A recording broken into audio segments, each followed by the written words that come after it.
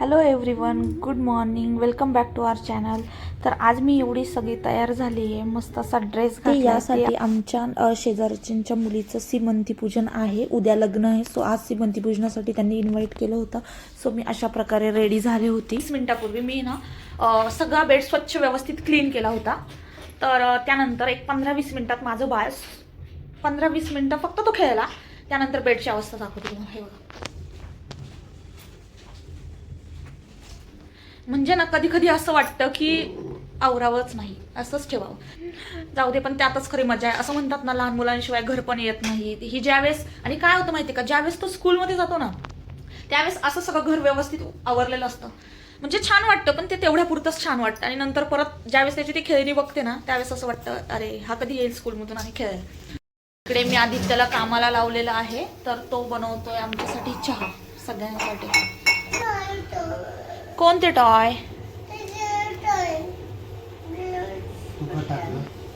कोणतं टॉय पडलं तिकडे? त्यानंतर आवरून चहा वगैरे घेऊन आम्ही डायरेक्टली हॉलला पोहोचलो. आमच्यासोबत आमच्या शेजारचे काकू वगैरे सुद्धा आले होते. सो आम्ही तिकडे गेल्यानंतर तुम्ही बघू शकता, अव्यांश कंटिन्युअसली एका जागेवर न बसता सतत खेळत होता. इकडून तिकडून नुसतं पळायचं काम त्याचं चाललेलं.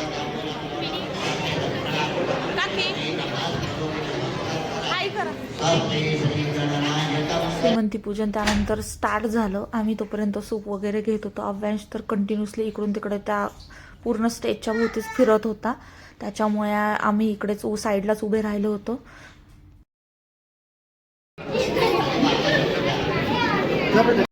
सीमंतीपूजन पूर्ण झाल्यानंतर आम्ही जेवणासाठी सगळे गेलो. खूप छान ब्राह्मणी पद्धतीचं जेवण होतं. त्यानंतर संगीताचा कार्यक्रम होतो. आता रात्रीचे ऑलमोस्ट 10-1 वाजत आले होते. सो आम्ही संगीतासाठी थांबणार होतो, कारण की देवकीचा वगैरे डान्स बघायचा होता आम्हाला. देवकी म्हणजे नवरी मुलगी.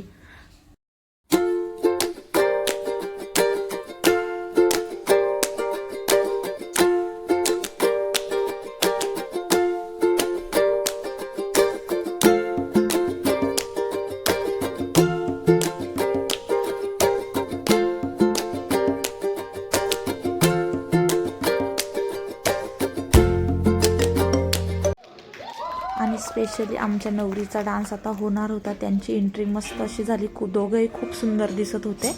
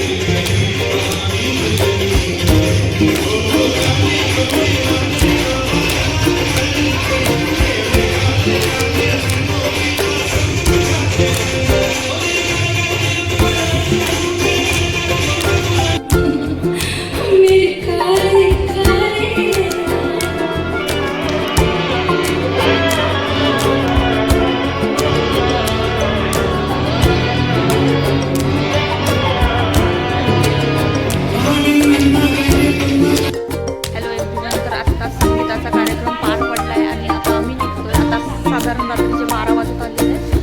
सो भेटूयात आता. उद्या आहे लग्न, बघूयात उद्या आपण काय काय मजा करतो. अभ्यास अजून जागा. ॲक्च्युली उद्या उठणं हा मोठा टास्क असणार आहे, कारण की उद्या सकाळी 11:30चं लग्न आहे. तरी पण आम्ही सकाळी लवकर उठून व्यवस्थित मस्त असं रेडी होऊन आम्ही लग्नाला आलो होतो. हा आहे दुसऱ्या दिवशीचा लुक. आणि कालच्याप्रमाणे आजही अव्यांश कंटिन्युअसली इकडून तिकडून त्याचं पळणं हे चालूच होतं. त्यानंतर आम्ही नवरा नवरीला गिफ्ट वगैरे दिलं. आणि हा आहे रुखवत. खूपच सुंदर असा मांडला होता त्यांनी. सप्तपदी सुद्धा सुंदर लिहिली होती.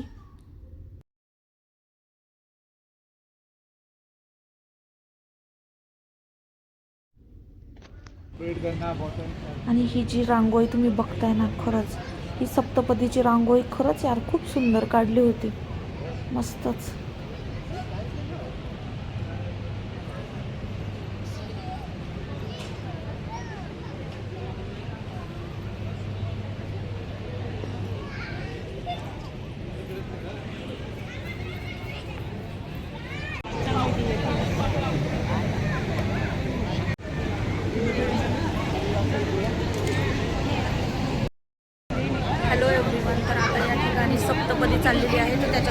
थांबलेलो आहोत. त्यानंतर भरपूर असे फोटो वगैरे घेऊन आम्ही एकत्र जेवण वगैरे करून आम्ही निघालो घरी, कारण की अव्यांशने सुद्धा काहीच खाल्लं नव्हतं तिथे लग्नामध्ये. त्यानंतर घरी आलो आणि आम्हाला एक सरप्राईजच मिळालं.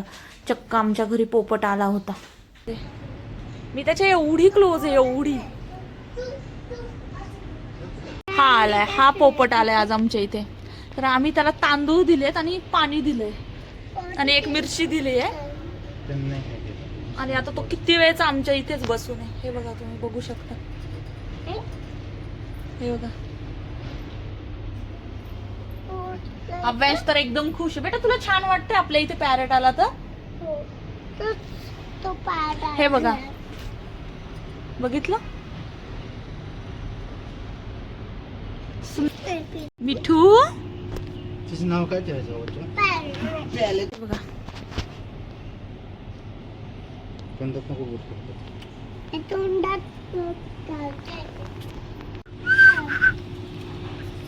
ये पॅरेट, चल इथे मांडीवर बस माझी.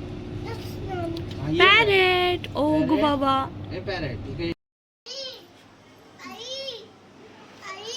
शांत बस, शांत बस बेटा.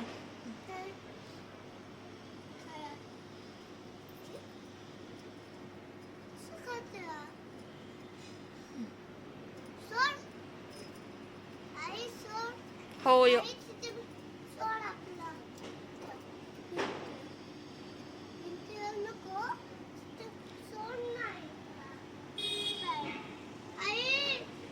मी तुला माझ्या काय हवंय खायला? काय हवंय? काय हवंय का तुला?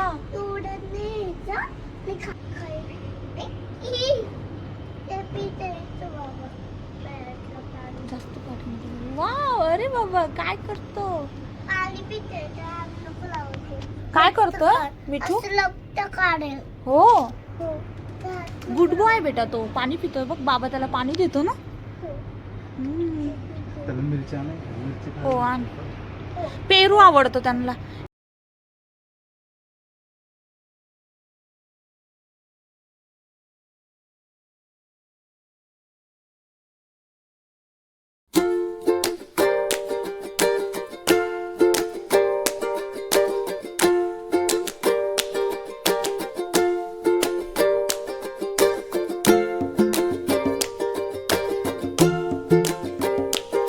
खरंच अचानक आलेला हा पोपट आम्हाला खरंच खूप खूप खूप आनंद देऊन गेला.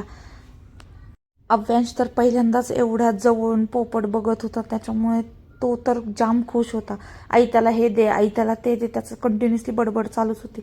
अशा प्रकारे थोड्या वेळाने तो निघून गेला.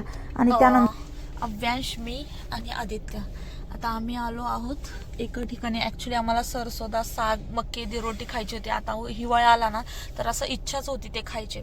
सो आम्ही आता इथे पंजाब कॅन्टीन म्हणून आहे, इथे आलेलो आहोत. त्यानंतर आदित्य गाडी पार्क करत होता.